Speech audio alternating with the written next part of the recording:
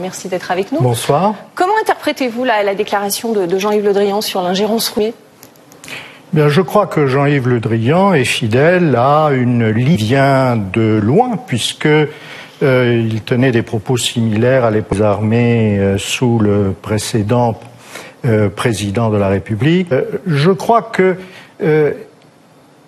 la diplomatie française ne sait pas très bien où elle va. C'est-à-dire qu'il y a des alliés qui sont les pays occidentaux, mais il y a des ouvertures vers, comme le président Macron l'a indiqué, notamment à Saint-Pétersbourg, au mois de mai. Donc, il faut être fidèle aux alliances, taper un peu sur la Russie, mais tout de même pas fermer l'avenir et ne pas créer des problèmes. Et finalement, Pau explique d'une certaine manière la position de la France au Skripal avec le renvoi de diplomates. Et en même temps, elle met la solution entre les mains de la Russie, laquelle Russie dit « mais nous n'y sommes Skripal, mais nous sommes prêts à collaborer avec tout le monde, nous sommes ouverts et non pas ». C'est la politique du en même temps. Oui. C'est la même chose sur la Syrie. La France est suiviste, en tout cas derrière les États-Unis, sur le dossier syrien. Je crois que sur le dossier syrien, il y a un problème qui s'est posé un jour. C'est que vraisemblablement, les Occidentaux étaient prêts à une action concertée en cas d'attaque du Bachar el-Assad sur Idlib. C'est ce qu'ils avaient dit, en tout cas. Mais c'était vraiment dans les tuyaux. Ce n'était pas des menaces en l'air, il y avait concerté. Et l'arrangement, Vladimir Poutine et le président turc Erdogan, l'herbe sous les pieds.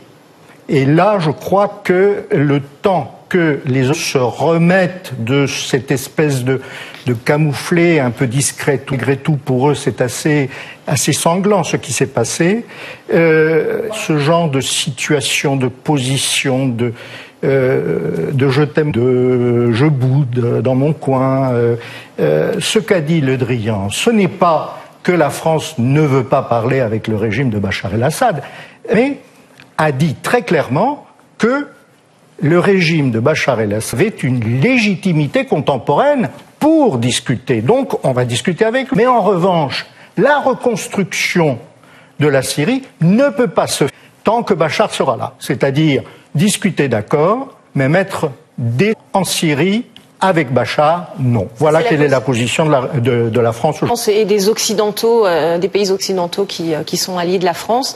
Mais concernant, alors Jean-Yves Le Drian révèle que les Français avaient été soupçonnés dans un premier temps. Ça montre qu'il peut y avoir sur ce dossier syrien entre la Russie, la Syrie, les Turcs d'un côté, les alliés. C'est-à-dire qu'il y a eu un très grand cafouillage général au moment de cette fête. Les Israéliens s'étaient engagés sur des frappes éventuelles dans la région de Latakia, parce que c'est là que se trouve la base Tartous et la base principale des forces russes. Et donc, l'État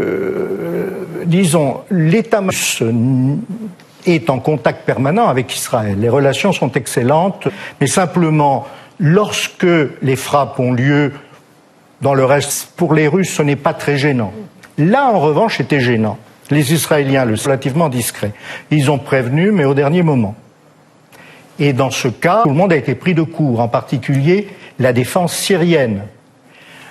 Ayant venir des missiles de la mer, logiquement, chercher qui pouvaient les envoyer. On ne pensait pas forcément à ce moment-là, mais au début, on ne pensait pas que ça pouvait être des avions israéliens. Donc on a cherché une frégate française. Est-ce qu'elle a envoyé des missiles? Est-ce qu'elle ne les a pas envoyés? On ne savait pas trop. Donc, plutôt que dans le doute s'abstenir, dans le doute dénoncer.